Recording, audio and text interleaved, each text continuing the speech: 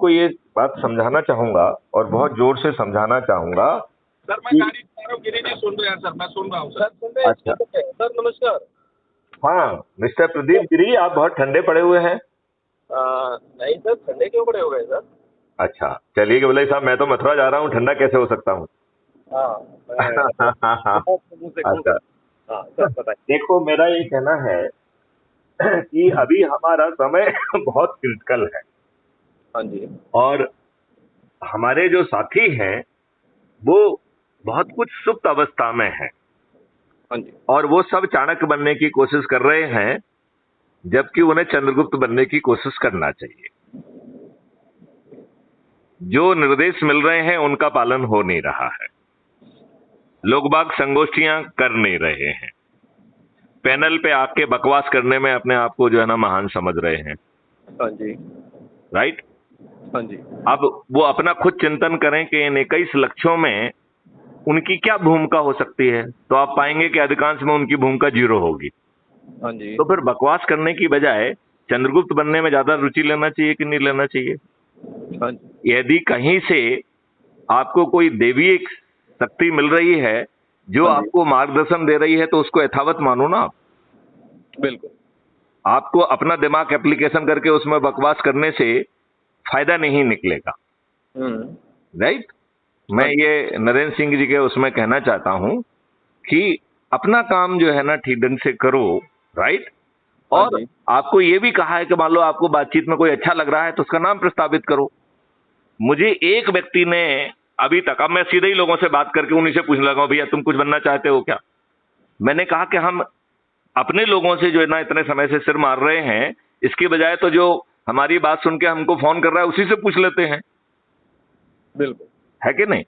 हाँ जी। देखो, मैं अब आपके आरटीआई पे वापस आता हूं। हाँ जी। देखो, आरटीआई एक्ट जो है इन लोगों ने ओवर द पीरियड पंगु बना दिया है। उसमें पंगु कितने तरीके से बनाया। एक तो आरटीआई एक्ट का संशोधन करके उसमें बहुत सारी जगहों पे जानकारी ना देने के प्रावधान क्रिएट कर दिए, जिसमें सेक्शन 8 सबसे बड़ी भूमिका निभाता है। बिल्कुल। नंबर 2 जो है, ये जैसे इन्होंने लोकपाल में किया है, ऐसे ही ये चीफ इंफॉर्मेशन जो कमिश्नर होता है जी। वो एक पंगु व्यक्ति को बनाते हैं जो कठोर निर्णय लेने की क्षमता ही नहीं रखता है। हाँ जी। राइट। और तीसरा जो है, जो ऑर्गेनाइजेशनल सेटअप है। हाँ जी। यदि अब मैं आपको एक ऐसा ज्ञान दूंगा जो आपके आरटीआई का हिस्सा नहीं है और भविष्य में क्राइम फ्री भारत आरटीआई में क्या क्रांतिकारी परिवर्तन करेगा, मैं इस अवसर का उपयोग उस काम के लिए करना चाहूंगा। हाँ जी। ठीक है ना। तो अपराध मुक्त भारत का सोचना है कि आरटीआई एक्ट में संशोधन कर दिया जाएगा। राइट। और उसमें जो इंफॉर्मेशन है that will become the repository of the information commissioner. Right. ठीक है। अब ये इंफॉर्मेशन, जितनी भी इंफॉर्मेशन आएगी, इसी कमीशन का एक पार्ट 2 होगा जिसका जिम्मेवारी होगी examination and taking it to the legal finality, legal recourse, जो उसका क्लोजर का रिसोर्स है। तो आपने जानकारी ले ली, आपके लिए तो क्लोज हो गया वो जी। लेकिन वो कमीशन के लिए क्लोज नहीं होगा। कमीशन उस इंफॉर्मेशन को अपनी पार्ट 2 विंग को भेजेगा, जो उसको उथाल पुथल करेगी कि क्या इसमें कोई बदबू आ रही है, किसी अपराध की, किसी षड्यंत्र की, किसी भ्रष्टाचार की। यदि उसे बदबू नहीं आ रही है तो उसे सर्टिफिकेट देना होगा कि हमने इसको अच्छे तरीके से एग्जामिन कर लिया है, हमें इसमें कोई बदबू नहीं आ रही है। राइट। और वो इस निर्णय के लिए अकाउंटेबल होगा। कल यदि ये उसका निर्णय गलत होगा तो उसे क्षतिपूर्ति भी देना होगा, हो सकता है उसे अपना पद से भी जो है ना मुक्ति मिल जाए। ठीक है। मतलब ये प्रॉपर अकाउंटेबिलिटी वाला काम होगा। ऐसा नहीं कि हम लॉर्ड हैं जो चाहे वो लिख दें, ऐसा नहीं। राइट। हाँ जी। अब उसमें आपकी इंफॉर्मेशन में उसे बू आई तो सप्लीमेंट्री इंफॉर्मेशन अब कमीशन पूछेगा। आप पूछे तो पूछे, लेकिन जितने भी सप्लीमेंट्री कमीशन जो है वो उसे पूछना है। और जब उसे बदबू आ जाएगी तो एक कमीशन जो है ना इसकी एफआईआर करेगा। तो जो प्रदीप गिरी जी हैं वो बैकग्राउंड में चले गए। अब फ्रंट में कौन आ गया लड़ने के लिए? कमीशन। अभी हर चीज में कौन लड़ रहा है? अब कमीशन लड़ेगा। नहीं, आरटीआई एक्टिविस्ट लड़ रहा है। नहीं, वर्तमान में, हाँ जी। वर्तमान में आरटीआई एक्टिविस्ट लड़ रहा है, उसके पास सीमित संसाधन है, उसे अपनी बच्चों को भी पालना है, हाँ जी। तो उसकी क्षमता सीमित है, सोच क्षमता से वो है, वो जो है सामने वाले ने दैया कर ली, कान पकड़ लिए, कई बार उससे ही वो संतुष्ट हो जाता है कि चलो इसने अपनी गलती मान ली। लेकिन कमीशन गलती मानने से क्या सहमत वो उसको छोड़ेगा क्या? बिल्कुल नहीं। और जब नहीं छोड़ेगा, क्योंकि उसे मालूम है कि हम नप जाएंगे भविष्य में, राइट? बिल्कुल। तो आप ये बताइए, इतना करने से जहां कहीं भी धुआं होगा, वो आरटीआई एक्सपर्ट उस धुएं को कमीशन तक पहुंचा देंगे कि नहीं कम पहुंचा देंगे? पहुंचाएंगे। और ये नई व्यवस्था इस धुएं को एक लीगल कार्रवाई में कन्वर्ट करके, और तब तक क्राइम फ्री भारत का video based distributed trial system लागू हो जाएगा, तो संज्ञान करके 3 से 30 दिन में जो है ना उसे सजा मिल जाएगी। तो गड़बड़ी करने की जो औकात और क्षमता दोनों विलुप्त हो जाएंगी कि नहीं हो जाएंगी? बिल्कुल बिल्कुल बिल्कुल। आज जो गड़बड़ी करने वाला है वो इतना ताकतवर हो रहा है कि अब वो आपको मसल देता है। बिल्कुल। वो जो है, यदि कोई धोखे से कोई अच्छा ऑफिसर पहुंच गया जो उनके विरुद्ध कार्रवाई कर रहा है, तो उसका रातों रात स्थानांतरण करा देते हैं। बहुत बढ़िया। हमारा एक टोंगर था, मैं डीआईजी फायर था, राइट? मैं उसकी जांच पे निकला तो वो ऐसा व्यक्ति है जिसने ऐसा किसी अधिकारी को नहीं छोड़ा जिसके खिलाफ शिकायत नहीं की हो। केवल एक व्यक्ति के खिलाफ उसने कोई शिकायत नहीं की, वो है मैथिली शरण को, राइट? ठीक है। उसने मेरी पूरी पदस्थापना के दौरान वो कभी मेरे से आमना सामना नहीं किया, वो भाग जाता था। यदि मैं भोपाल में हूं तो इंदौर में भाग जाएगा, या मैं इंदौर पहुंच जाऊं तो इंदौर से भाग के भोपाल आ जाएगा। वो मेरी पूरी पदस्थापना के दौरान कभी उसने मेरा सामना नहीं किया, राइट? ठीक है। जब उसे मालूम पड़ा कि ये सब अपराध जो है सीआईडी ने डीआईजी फायर सर्विसेज को जांच के लिए भेज दिया, तो मैंने कहा भाई ये तो बहुत लंबे समय के वो पड़े हुए हैं, और मैं 1 साल से ज्यादा तो मैं ही जो है ना डीआईजी सीआईडी विजिलेंस था, तो मैं उसका सब पत्राचार पहले से कर रहा था, मुझे जानकारी थी। तो मैंने जो है सीआईडी से कहा कि आप मुझे इंस्पेक्टर की एक फौज दीजिए, तो मुझे 16 इंस्पेक्टर अलॉट किए गए। कितने? 16। और उनके साथ जो है ना मैं जांच पे पहुंचा। अच्छा, तो इसमें रास्ते में जब मैं उज्जैन में पहुंचा तो रास्ते में मेरा तब तक इसने स्थानांतरण करा दिया, क्योंकि सीएम इसके बहुत चमी थे, राइट?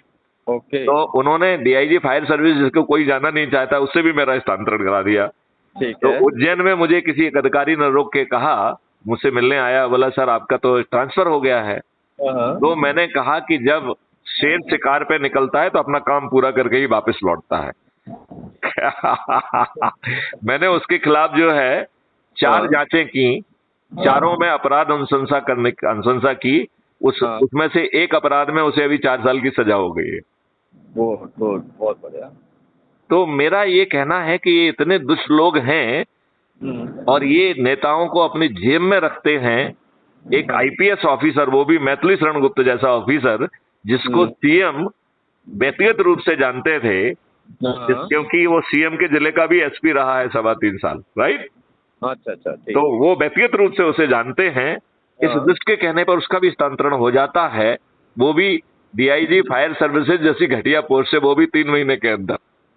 तो ये लोग दुष्ट लोग हैं, इनमें बहुत शक्ति है, और इन्होंने पूरी व्यवस्था को अपने कंट्रोल में ले लिया है। आज आप ये देखिए, भला आदमी जो है उसकी आंख, पहले क्या होता था, जो दुष्ट आदमी होता था, जो भ्रष्ट आदमी होता था, वो जानता था कि मैं भ्रष्ट हूं, और दुनिया भी जानती थी कि ये भ्रष्ट है, राइट? हाँ जी। उस व्यक्ति की आंखें नीचे होती थी, राइट? अभी इसका जस्ट उल्टा हो गया है। अभी एक शरीफ और अच्छा इंसान है जो अपना काम ईमानदारी से अच्छे ढंग से करता है, ये दुष्ट लोग एक जगह खड़े होकर कहते हैं देखो वो मूर्ख व्यक्ति जा रहा है, बिल्कुल, और इतनी तेज आवाज में कहते हैं कि उसे सुनाई दे। बिल्कुल। और अब वो अच्छा व्यक्ति अपनी आंखें नीचे करके, जैसे कीचड़ से निकलते हैं अपने पैंट को ऊपर करते हुए, बात को अनसुना करके निकल जाता है। इतनी दुष्टता इन दुष्ट राजनेताओं ने और इस दुष्ट व्यवस्था ने भर दी है। बिल्कुल। अब इन दुष्ट राजनेताओं का वो खत्म हो गया है। अब जो है उन्हें उनकी पराजय पूरी तरह से सुनिश्चित है। प्रदीप गिरी जी, पूरी ताकत लगा दीजिए। 4 महीने में मध्य प्रदेश और 2024 में इस देश में अपराध मुक्त भारत के चंद्रगुप्तों का परचम लहराएगा। ये देश बदल जाएगा, ये महापरिवर्तित भारत होगा। 21 लक्ष्यों के तहत गुलामों के नियम कानून बदल जाएंगे। बिल्कुल बिल्कुल।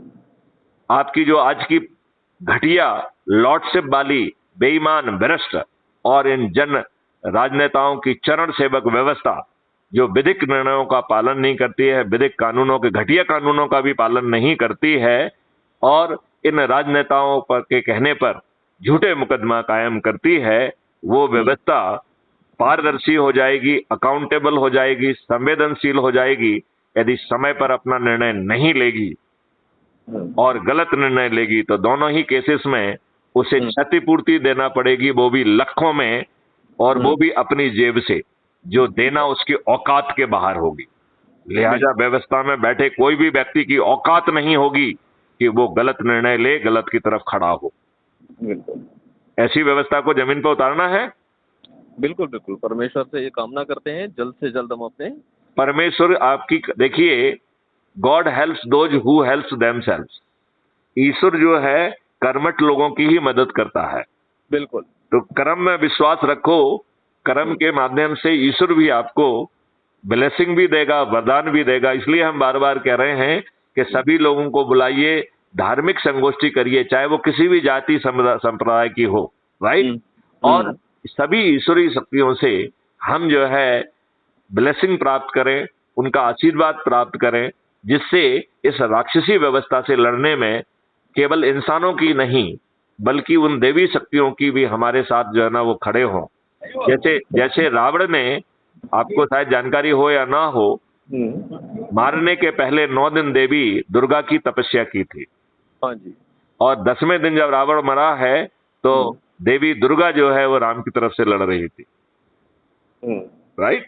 तो हमें देवी दुर्गा सहित सभी जो है समुदायों के जो भी इष्ट देव हैं उनको भी अपनी तरफ लाना पड़ेगा, और वो भी अपराध मुक्त भारत मिशन और उनके चंद्रगुप्तों के साथ इन दुष्टी राजनेताओं को मतदान के पहले हार स्वीकार करने के लिए बेबस कर देंगे। पूरी शक्ति से भिड़ जाइए। बिल्कुल। यदि आप और कुछ अपनी तरफ से देश की जनता से कहना चाहते हैं तो कहिए, या कोई प्रश्न पूछना चाहते हैं तो प्रश्न पूछिए। नहीं, प्रश्न कुछ नहीं है, क्योंकि सारे शंकाओं का समाधान आपने किया है और आगे भी करते रहेंगे अगर कोई शंका उपस्थित है तो। जैसे कि आपने बताया कि कर्मठ व्यक्ति के साथ ही ईश्वर का वरदान होता है और ईश्वरीय शक्ति उसको ताकत देती है, समर्थवान बनाती है। तो इसीलिए मुझे ईश्वर पे पूरा विश्वास है कि हम जल्द से जल्द सफल होंगे इसमें, और जो अपना समर्थ है उसको पूरी तरीके से इस्तेमाल करेंगे। आप जो है, जिन तक हमारी ये आवाज पहुंचे वो लोग जो है 9425606040 पे मिस कॉल दें, और वो इस पूरे जो है 21 लक्ष्यों को जमीन पर उतारने के लिए जो 21 विधाएं भी सोची गई हैं, उस विधाओं में वो जो भी जिम्मेवारी निर्वहन करने के लिए तैयार हों, उसकी सहमति देते हुए, अपना आधार कार्ड भेजते हुए, अपना फोटोग्राफ भेजते हुए, अपना जो है पोस्टल पिन कोड भेजते हुए यदि वो भेजेंगे तो उनको वो पदी जिम्मेवारी भी दी जाएगी, और हम बहुत जल्दी अपने संगठन को 21 विधाओं में खड़ा करके इस देश को परिवर्तित कर देंगे। अब आने वाले समय में भारत महापरिवर्तित होने वाला है, समृद्ध होने वाला है, जहां पर विकास के लिए हमारे पास 20 गुना ज्यादा पैसा होगा। लिहाजा किसी भी भारतीय से टैक्स वसूल नहीं किया जाएगा, किसी भी व्यक्ति की चेक बाउंस नहीं होगी, तब भी बाउंस नहीं होगी जबकि उसके अकाउंट में पैसा नहीं होगा। हर व्यक्ति के 2 अकाउंट होंगे, एक अर्निंग अकाउंट, दूसरा कॉस्ट सेटलिंग अकाउंट। जब आपके पास अर्निंग अकाउंट में पैसा नहीं है तो कॉस्ट सेटलिंग अकाउंट में डेबिट करते हुए जो भी लायबिलिटी आपकी अर्निंग अकाउंट में क्रिएट की जाएगी उसे ऑनर करते हुए उसको क्लियर कर दिया जाएगा। यदि आपकी लायबिलिटीज दिन प्रतिदिन बढ़ रही हैं तो क्राइम फ्री भारत मिशन का एक टीम पहुंचेगी और आपसे समझेगी कि आपकी क्या समस्याएं हैं। तो चाहे वो टेक्निकल मैन पावर की हो, चाहे वो रॉ मटेरियल की हो, चाहे वो मार्केटिंग की हो, उसका समाधान करना उस टीम की जिम्मेवारी होगी, और वो भी आपके साथ बैठकर। तो वो टीम आपकी बॉस नहीं होगी, वो जो है आपसे जो है हिसाब किताब नहीं करेगी, ये करो तब करो, ये करो वो करो, बल्कि वो आपकी सहायक होगी। भारत में आगे चल के कोई भी व्यक्ति दिवालिया नहीं होगा, भारत में कोई भी व्यक्ति स्लम में नहीं रहेगा। किसानों की आमदनी 5 गुना और मजदूरों की आमदनी 10 गुना बढ़ेगी। हर मजदूर की purchasing power 50,000 rupees per month के बराबर होगी। यदि एक परिवार में 4 मजदूर हैं तो उस परिवार की अर्निंग पर मंथ 2 लाख रुपए होगी। आप इस बात से सहमत होंगे कि 2 लाख रुपए कमाने वाला व्यक्ति अच्छे घर में रहने के लिए भी पात्रता रखता है, अपने स्वयं को जो है ना अच्छा भोजन, अच्छी शिक्षा दे सकता है, अपने बच्चों को भी अच्छी शिक्षा दे सकता है। ना उसे रिजर्वेशन की जरूरत होगी, ना उसे फ्रीबी की जरूरत होगी। और जब जो है क्राइम फ्री भारत का इंफ्रास्ट्रक्चर मॉडल का आर्किटेक्ट उसके पास पहुंचेगा और उससे कहेगा कि आपकी अर्निंग इतनी हो गई है या होने वाली है, लिहाजा आपके घर की पात्रता ये बनती है। मैं डिफरेंट मॉडल लेके आ रहा हूं, उनको आप देखिए, इनमें से कौन सा मॉडल आपको पसंद आ रहा है, या इन मॉडल में भी कोई आप संशोधन कराना चाहते हैं तो कराइए, और मुझे बताइए कि आपको खिड़कियां कितनी बड़ी चाहिए, आपको अपने इलेक्ट्रिक स्विचेस कहाँ चाहिए, दरवाजा किस दिशा में चाहिए। ऐसी फाइनल चीज करके वो व्यक्ति आपसे 5 पैसे नहीं लेगा। आपके कॉस्ट सेटलिंग अकाउंट से वो आर्किटेक्ट को भी पैसा पहुंचेगा और आपका घर बन के तैयार हो जाएगा। आपसे 5 पैसा नहीं लिया जाएगा और आपको कोई भी चीज मुफ्त में नहीं मिलेगी। आपके कॉस्ट सेटलिंग अकाउंट से चीजें डेबिट होती जाएंगी, जो जब आपकी अर्निंग की कैपेसिटी से अर्निंग आएगी तो वो इजी इंस्टॉलमेंट में उनका भुगतान अपने आप होता रहेगा। लिहाजा यह देश कर्ज मुक्त भी होगा, यह देश इन दुष्ट राजनेताओं से भी मुक्त होगा, यह देश रिसर्च एंड डेवलपमेंट की बिगेस्ट हब बनकर विश्व गुरु के रूप में स्थापित होगा और समृद्ध भी होगा। और आत्मा जिस प्रयोजन से जन्म ली है, शायद हम सभी को अपनी आत्मा के आध्यात्मिक मोक्ष के लिए भी काम करने का समय मिलेगा। अभी इस दुष्ट माहौल में हम सिर्फ अपना पेट पालने के लिए, अपने 2 बच्चों को ठीक ढंग से पढ़ाने के लिए और उन्हें सेटल करने की चिंता में, जहां चारों ओर दुष्टता होती रहती है, अन्याय होती रहती है, जिसे सहने के लिए हम बेबस हैं। तो मैं अपने सभी साथियों से अनुरोध करता हूं कि जिस तक ये आवाज पहुंचे, और यदि उसमें थोड़ा सा भी अपने देश को बदलने का, इस महापरिवर्तन का, अपराध मुक्त, भ्रष्टाचार मुक्त भारत का और एक समृद्ध भारत का सपना हो, तो वो अपना सहमति भेजे। वो किस स्तर पे काम करना चाहता है, क्योंकि इसमें ढेर सारे स्तर हैं। इसमें प्रदेश का स्तर है, इसमें संभाग का स्तर है, इसमें जिला का स्तर है, इसमें सांसद क्षेत्र का स्तर है, विधायक क्षेत्र का स्तर है, सब डिवीजन का स्तर है, ब्लॉक का स्तर है, टाउन या शहर का स्तर है, ग्रामीण स्तर है, और इसमें पोलिंग बूथ का स्तर है। हर स्तर पर हमने निर्णय लिया है कि अध्यक्ष को बाय प्रमोशन बनाएंगे। अब कोई भी अध्यक्ष नामित नहीं किया जाएगा। 5 उपाध्यक्ष होंगे, 10 सहायक उपाध्यक्ष होंगे, और हर स्तर पर एक 21 सदस्यों की कार्यकारिणी समिति होगी, जिसमें चर्चा करके इस अपराध मुक्त भारत को जन जन तक पहुंचाने की कोशिश की जाएगी।